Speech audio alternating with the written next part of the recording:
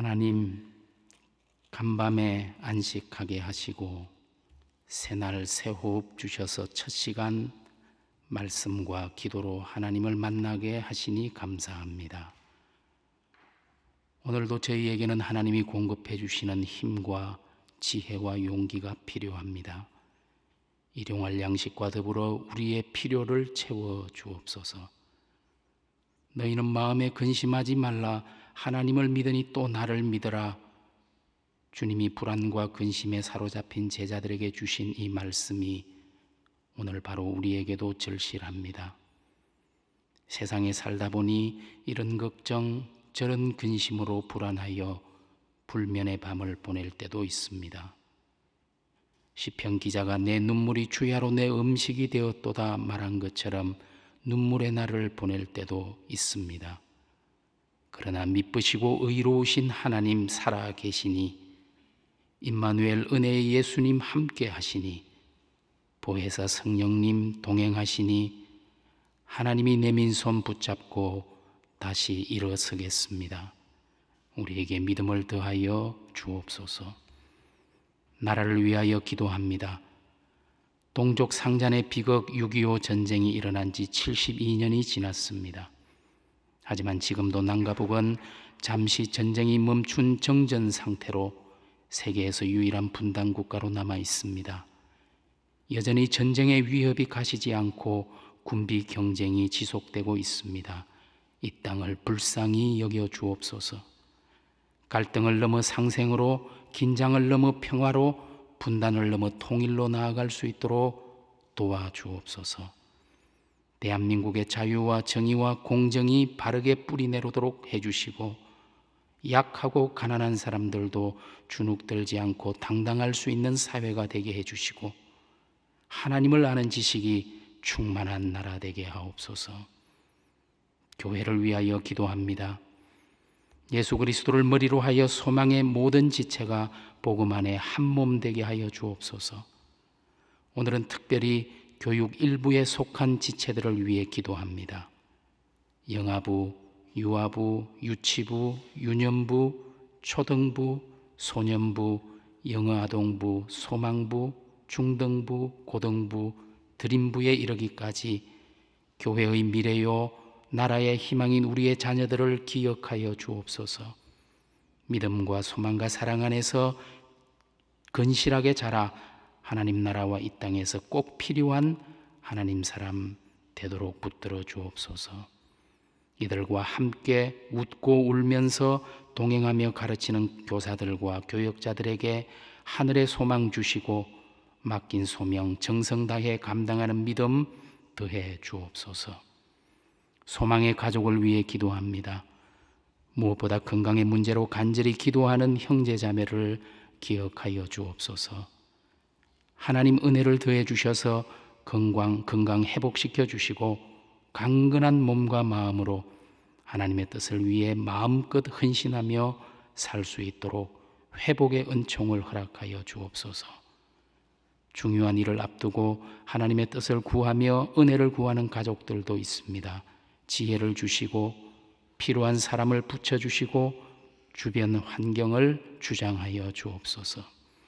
나의 욕심이 아니라 하나님의 영광을 위해서 구하게 하시고 구하는 것이 하나님의 뜻에 합당하다면 선한 열매 맺게 하옵소서. 이제 하박국서를 통해 말씀하시는 하나님 앞으로 나아갑니다. 내 욕망의 체험이 아니라 하나님의 뜻을 발견하기를 원합니다.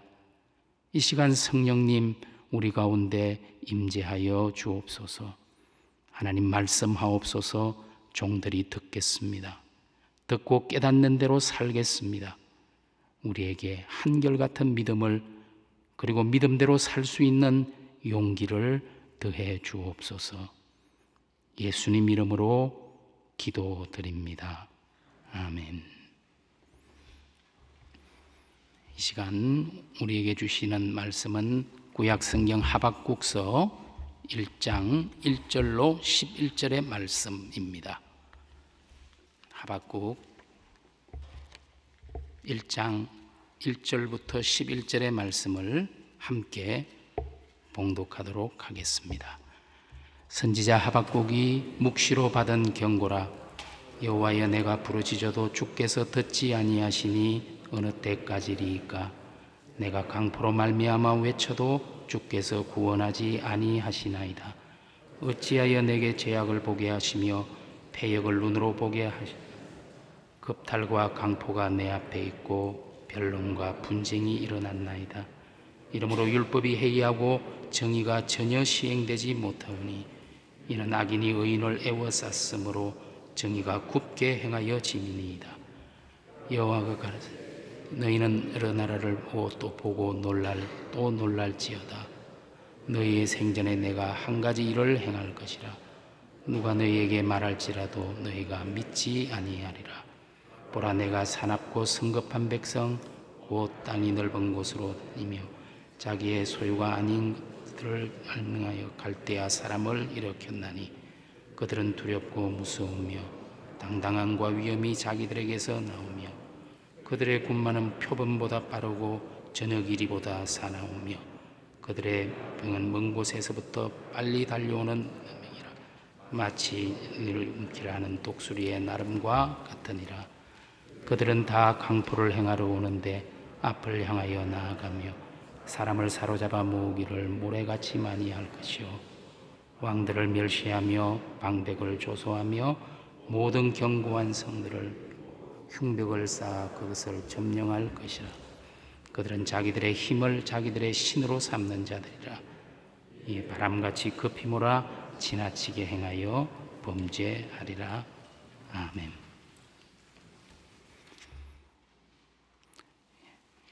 오늘부터 금요일까지 4번에 걸쳐서 하박국서의 말씀을 같이 생각하며 묵상하려고 합니다. 하박국서는 전체가 3장으로 이루어져 있는 성경입니다. 1장과 2장에는 오늘 1장 1절에 보는 것처럼 선지자 하박국이 받은 경고입니다.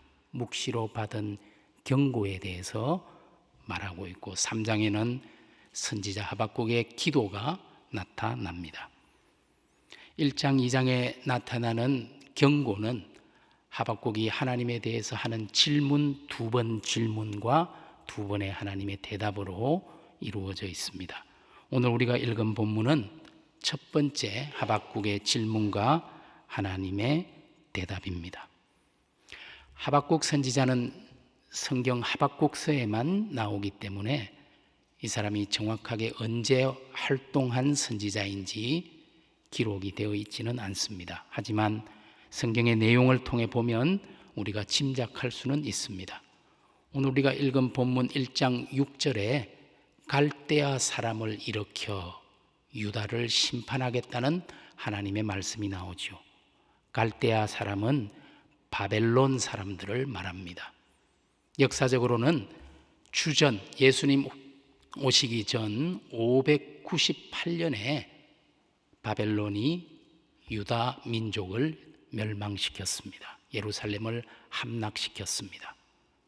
그런데 이 바벨론이라는 나라는 이미 그 이전에 612년 BC 아수르를 멸망시키고 또 주전 605년에는 이집트를 애굽을 무찌르면서 고대 근동의 패권을 거머쥔 그런 나라입니다. 따라서 오늘 본문의 기초에서 보면 이 하박국서는 바로 612년부터 예루살렘이 멸망한 598년 BC 사이에 활동했을 것입니다. 아마 BC 600년경 유다 왕 여호야김이 왕으로 있을 때 예레미야와 동시대의 선지자로 활동했던 사람이라 생각됩니다. 이 하박국이 성경에는 하박국서에만 나오는데요, 외경이라는 것이 있죠. 우리가 가진 이제 성경을 정경이라 부르고 정경에 포함되어 있지 않은 기록들을 외경이라고 부르는데 다니엘서 외경이라는 것이 있습니다. 우리 가진 성경에는 다니엘서가 12장에서 끝나지만 외경에는 13장과 14장이 더 있습니다. 다니엘서 외경 14장에 보면 다니엘이 사자굴에 갇혔을 때 하나님께서 하박국에게 다니엘에게 먹을 것을 갖다 주라 말씀하시면서 하박국의 머리채를 잡아 다니엘이 있는 사자굴 앞에 데려 놓았다라는 기사가 기록되어 있습니다. 하박국이 다니엘과 같은 시대였는지는 정확하지 않지만 그런 기록도 나오죠. 중세시대 유대교 문헌에는 선지자 엘리사가 수넴 여인에게 복을 주면서 아들을 낳게 되는 일이 있죠. 수넴 여인이 낳은 아들이 하박국이다라고 하는 기록도 나와 있습니다. 어떤 분들은 하박국 3장이 찬송으로 드리는 기도입니다. 그래서 아마도 하박국은 레위 지파에 속한 사람으로 찬양대원이었을 것이다 라고 짐작하는 사람도 있습니다. 대략 하박국은 주전 600년경 하나님의 말씀을 전한 선지자이다 라는 사실은 분명하지만 나머지는 우리가 여러 가지 정황으로 짐작하는 것들이죠. 종교개혁자 루터는 이 하박국의 이름이 하박이라는 히브리어 동사에서 나왔다. 하박이라는 뜻은 껴안다, 포옹하다, 씨름하다 이런 뜻입니다. 어쩌면 하박국이 나라의 문제를 껴안고 씨름하면서 고민하고 아파했던 그 이야기를 담고 있는 이름이 바로 하박국, 껴안다, 포옹하다라는 뜻을 가진 이름일 것이다 이렇게 말하죠. 오늘 우리가 읽은 본문 1절의 말씀을 보시면 선지자 하박국이 묵시로 받은 경고라 말하고 있습니다. 선지자 혹은 예언자라는 사람, 하박국을 정의하는 하나의 단어가 있다면 선지자 하박국입니다. 선지자가 누구입니까? 하나님이 말씀하시는 말씀을 먼저 보고 먼저 듣고 그 말씀을 대언하는 사람이 바로 선지자 예언자입니다. 자기 말을 전하는 사람이 아니라 하나님의 말씀을 전하는 대언자이죠. 사람이 듣기 좋아하는 말을 하는 사람이 아니라 하나님의 뜻을 전하는 사람, 그것이 축복의 말이든 경고의 말이든 혹은 심판의 말이든 그 하나님의 말씀을 있는 그대로 전하는 사람이 바로 선지자요 예언자입니다. 하박국과 예레미야는 자기 나라 유다가 바벨론이라는 나라에 의해서 망하게 될 것이라는 이 비관적인 슬픈 소식을 전할 수밖에 없었습니다. 희망의 메시지가 아니라 절망의 소식이었죠.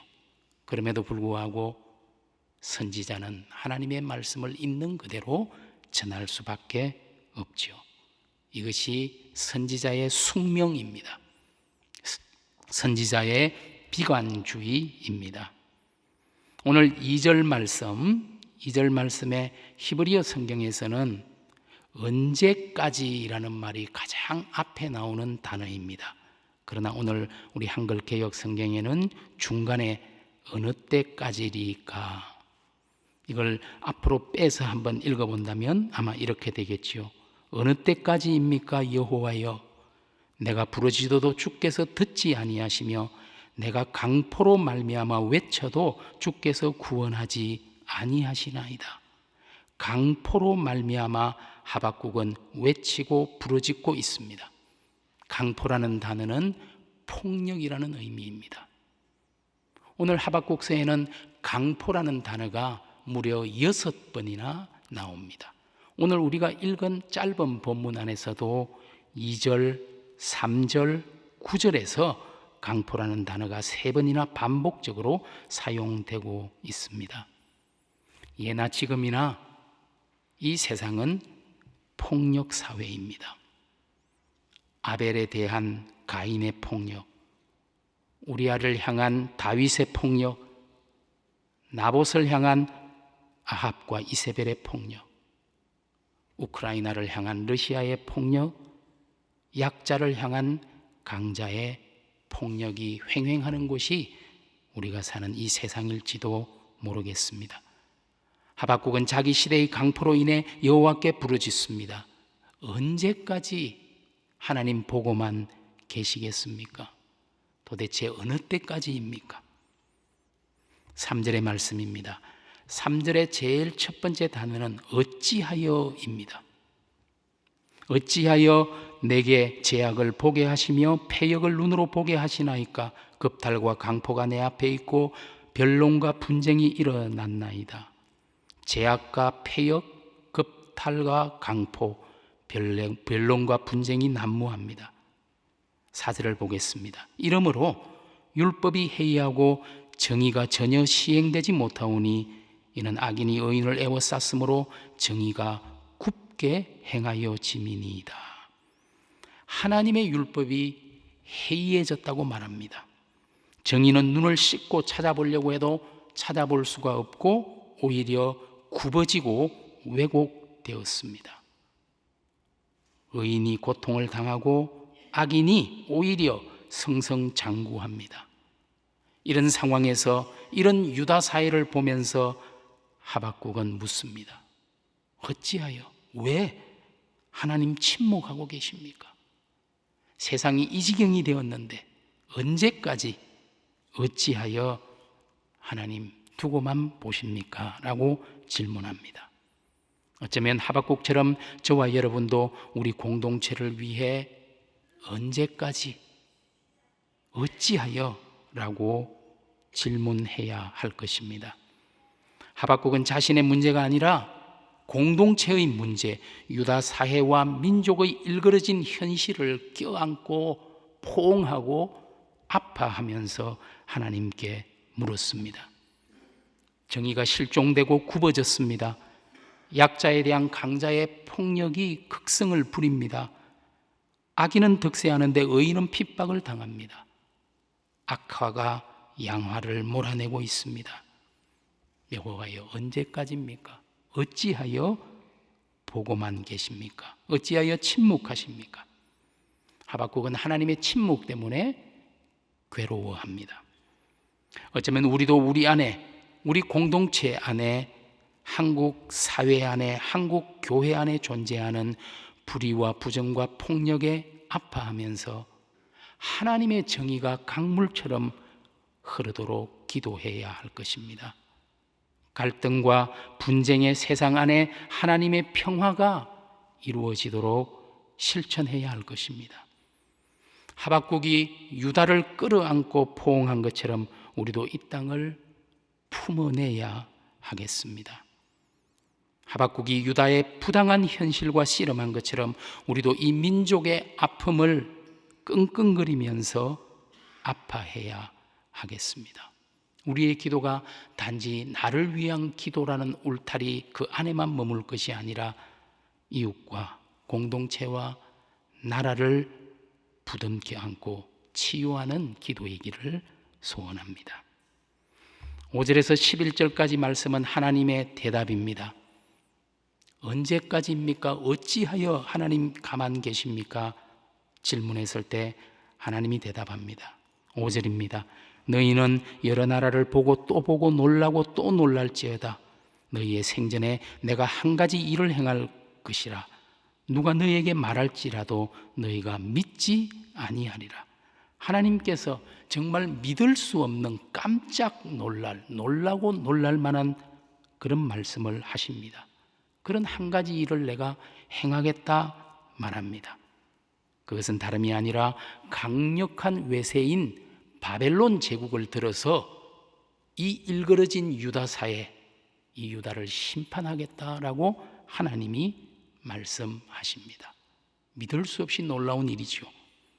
6절부터 말씀이 10절까지 바벨론에 대해서 쭉 이야기를 해주고 있습니다. 보라, 내가 사납고 성급한 백성, 곧 땅이 넓은 곳으로 다니며 자기 소유 아닌 거처를 점령하는 갈대아 사람을 일으키겠다. 바벨론 제국을 일어나게 하겠다. 그들은 두렵고 무서우며 당당함과 위엄이 자기들에게서 나오며 그들의 군마는 표범보다 빠르고 저녁 이리보다 사납고 독수리의 나름과 같다. 다 강포를 행하러 이들이 몰려올 것이다. 그리고 사람을 잡고 왕들을 멸시하고 방백을 조소하고 성들을 비웃고 무너뜨리게 될 것이다. 엄청난 심판의 경고의 말씀을 하박국에게 들려주십니다. 무섭고도 비극적인 미래가 닥칠 것이라고 경고합니다. 11절의 말씀, 그들은 자기들의 힘을 자기들의 신으로 삼는 자들이라.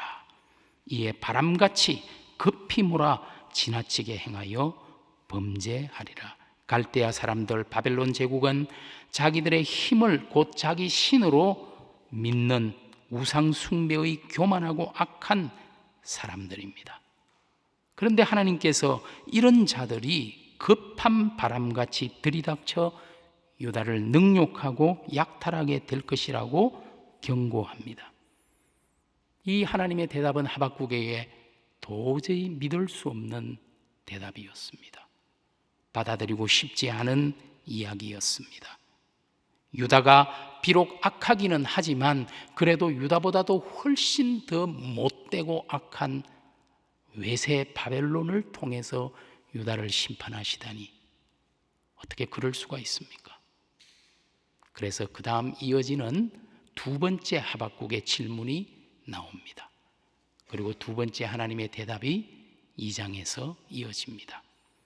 두 번째 질문과 대답은 내일 같이 살펴보려고 합니다.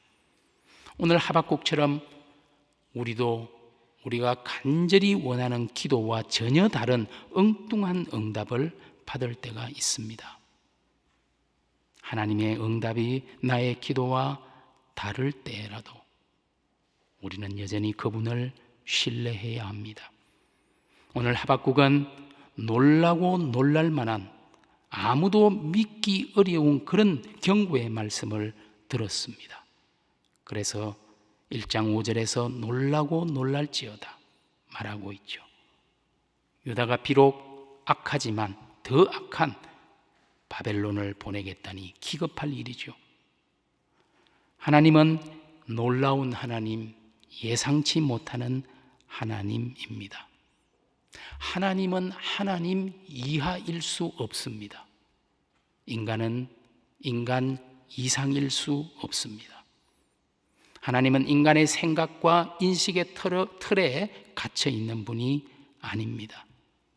하나님은 온 세상을 다스리는 섭리자이시죠. 우리는 그저 하나님의 섭리를 두려워하며 경탄할 뿐입니다.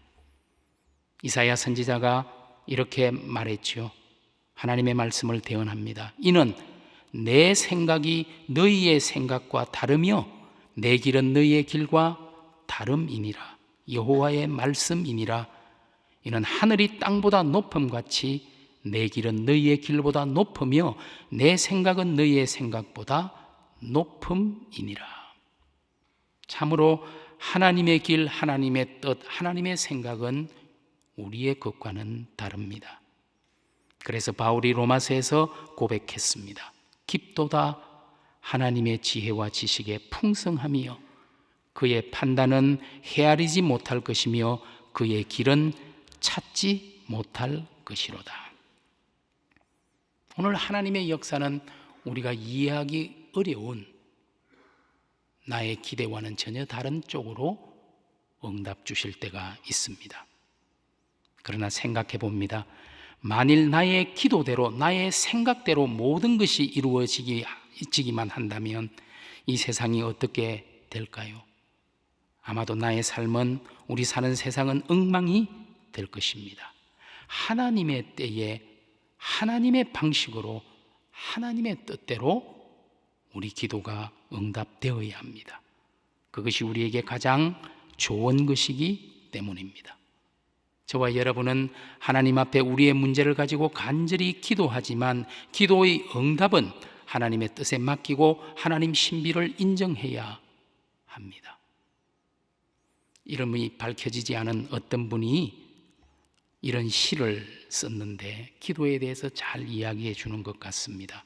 여러분에게 소개해 드립니다. 내가 힘을 달라고 구했더니 하나님은 내게 어려움들을 먼저 주셔서 주님 주신 힘으로 그런 어려움들을 극복해 가는 동안 결국 나로 강해지도록 하셨습니다. 내가 지혜를 달라고 구했더니 하나님은 내가 해결해야 할 문제들을 먼저 주셔서 기도하며 그 문제들을 하나하나 풀어가는 가운데 결국 나로 하나님의 지혜를 갖게 하셨습니다. 내가 번영과 축복을 달라고 구했더니 하나님은 내게 두뇌와 건강한 근육부터 먼저 주셔서 일하도록 만드셨고, 그렇게 해서 받은 축복들이 결국 내가 가져야 할 진정한 번영과 축복이 되게 하셨습니다. 내가 용기를 달라고 구했더니 하나님은 내게 극복해야 할 위험부터 주셔서 하나님 안에서 그 위험에 직면해 가는 동안 결국 나로 용기 있는 사람이 되게 하셨습니다. 내가 사랑을 달라고 구했더니 하나님은 내게 힘들고 문제 일으키는 사람들을 먼저 주셔서 그들을 돕고 사랑하는 동안 결국 하나님의 사랑을 배우고 그 사랑을 알게 하셨습니다. 내가 원하는 것은 하나도 받지 못한 것 같아 보였지만 결국에는 내가 꼭 가져야 할 모든 것을 받았습니다. 그렇습니다. 사실 나는 무엇이 나에게 진짜 복이 되는지도 모르는 존재입니다. 나에게 가장 좋은 것, 가장 필요한 것이 무엇인지 하나님이 아십니다. 그렇기 때문에 하나님은 종종 나의 기도와는 전혀 다른 응답을 주실 때도 있습니다. 그럴 때라도, 아프고 힘들 때라도 내 인생과 자연과 세상과 역사의 주관자이신 하나님을 신뢰하고 하나님을 탓하기보다 하나님 뜻에 순종하는 우리가 되어야 할 것입니다. 왜냐하면 나에게 가장 좋은 것이 무엇인지 하나님이 알고 계시기 때문입니다.